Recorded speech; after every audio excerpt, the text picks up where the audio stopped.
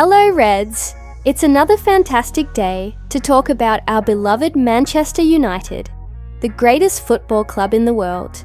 Today, we'll focus on a name that's been on everyone's lips lately. Kobbie Mainoo, the 19-year-old midfielder, has already started turning heads with his performances. But there's so much more to discuss about his journey, potential, and the role he could play in our season. Let's start with what our manager, Ruben Amorim, had to say about him. Amorim didn't hold back when discussing Mainoo's development. He emphasised that while the lad is immensely talented, he's still a work in progress. In his own words, "You guys think he is the finished product. He is not. He is really, really good, but he can be so much better." And that's the beauty of young talent. It's not just about what they can do now, but what they can achieve in the future. Mainoo's partnership with Manuel Ugarte in midfield has given us glimpses of what could be a formidable duo. The two have already shown great chemistry on the pitch, and they might start together again in Sunday's FA Cup clash against Arsenal. It's exciting to see such potential, especially in a competition as historic and important as the FA Cup. But let's not get ahead of ourselves. Mainoo's focus must remain on consistent improvement. Now, here's where things get a bit tricky. Mainoo is under contract with us until 2027, with an option to extend for another year. Currently earning $20,000 per week, he's reportedly seeking a salary increase, which is understandable given his performances. However, while United isn't actively looking to sell him, the club would consider a substantial offer, especially with profitability and sustainability rules in mind. It's a delicate situation. How do you balance nurturing young talent with managing financial realities? As fans, we must trust that the club will make the best decision for both Mainoo and Manchester United.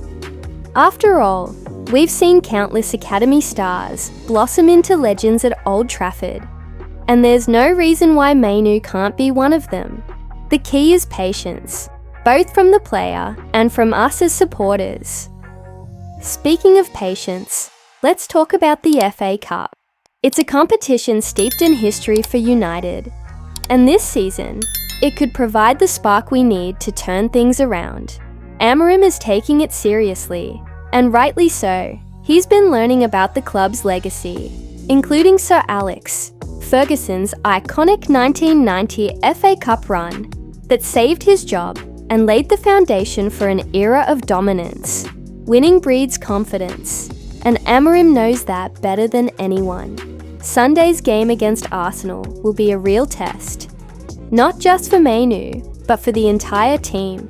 Amorim is working tirelessly to find his best XI, and while there won't be major rotations, he's hinted that goalkeeper Ugarte'S will get a rare start. It's a chance for the players to prove themselves and build momentum after a tough spell in the league. In the end, the message is clear. Manchester United is a club built on resilience, ambition, and the belief that the best is yet to come. Kobbie Mainoo embodies those values, and with the right guidance, he could be a cornerstone of our future. So let's back him, back the team, and look forward to another exciting chapter in our FA Cup journey. That's it for now, Reds. Stay tuned for part 2, where we'll dive into Amorim's pre-match press conference and his thoughts on Casemiro, Ugarte, and our upcoming clash against Arsenal. Until then, let's hear your thoughts. How far do you think we'll go in the FA Cup this season? See you soon. Now let's hear from Ruben Amorim himself, as he explains why Ugarte has been playing more than Casemiro, and why he's earned his spot in the team. You just said you will pick your best team for for each respective match, but equally so, every manager in every club everywhere will have an idea what his best team is. Not for a particular game, just what his best team is. How close are you to knowing what your best team is? No, you've been here for a few weeks now. The best team depends on them. of course, but you can see that the rotation is different now.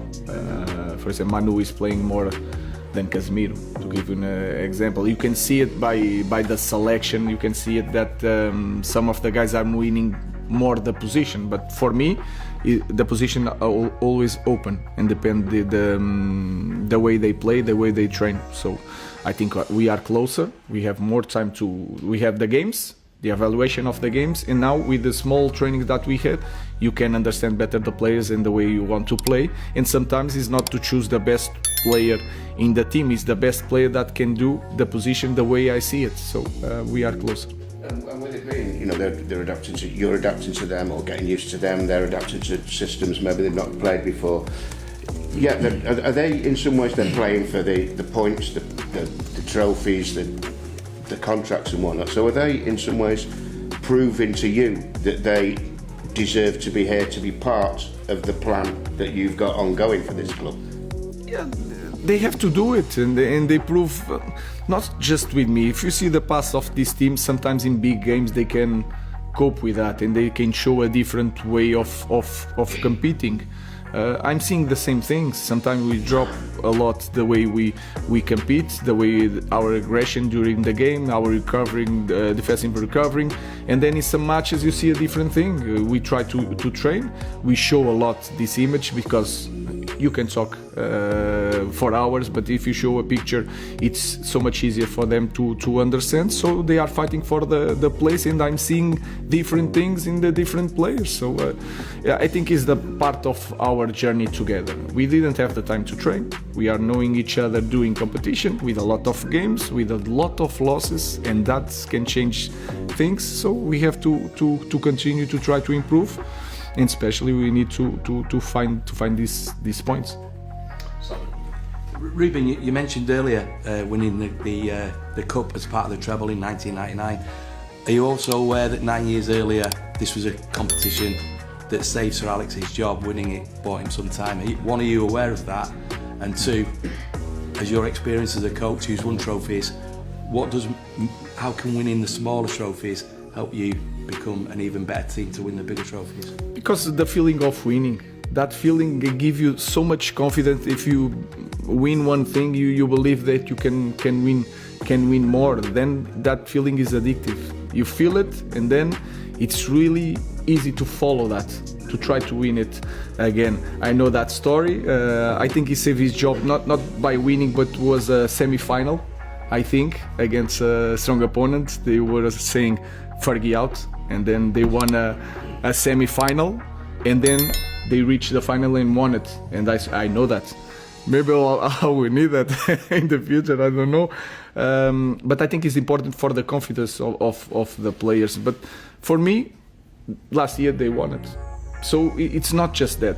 It's to prove every day, in every game, that you can win it. Not just in the final, in the good pitch, with a full stadium. It's to win it when the storm is there, against Nottingham, Bournemouth. And I feel it, for example, against Bournemouth, we had City and Tottenham. We did, I think, very good jobs in that week. And then the third match, you have to focus again and to be really competitive. And you feel that the team dropped the levels of playing. So we need to improve on that. Not in the big games, because I'm not worried about that, but to be consistent every day. That is my biggest concern. Okay, just ask about